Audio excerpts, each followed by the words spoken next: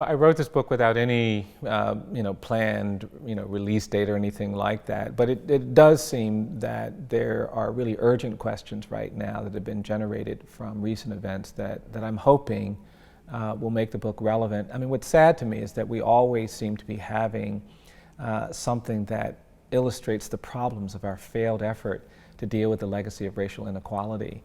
I mean, most recently it's been the activities in Ferguson, Missouri, which have generated, I think, some soul searching about the way we presume the guilt of others.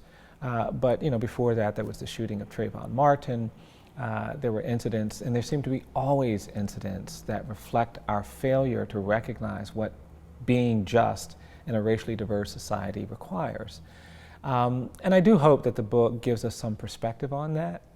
I write a great deal about this presumption of guilt because I don't think people appreciate how burdensome it is.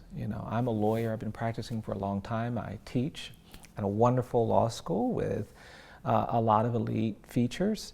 But I've been in court and had to deal with that presumption of dangerousness. I was in a court not too long ago in the Midwest where I was representing a young client. It was the first time I'd been to court. I had my suit on, I had my tie on. I was sitting there early waiting for court to begin. And the judge walked out and he saw me sitting at defense table and he was followed by the prosecutor and he looked at me and said, hey, you get out of here. I don't want any defendants sitting in my courtroom without their lawyers. You get back out there in the hallway.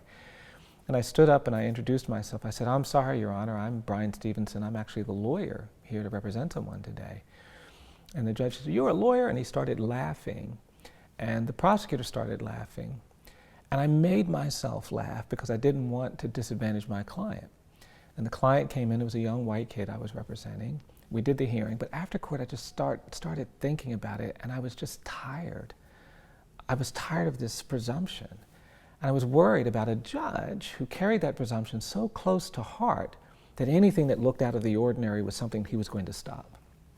And it reflected for me the urgency of changing the way we talk about this, changing the way we think about this, confronting this profound, growing problem of racial inequality and racial justice and what it's done to all of us. It's not just people of color. We have a generation of people who are white who were taught that they're better than other people because of their skin color, and we have not helped them recover from that lie, from that abuse, with our silence, with our reticence to talk about race and poverty and the legacy of structural racism and structural poverty.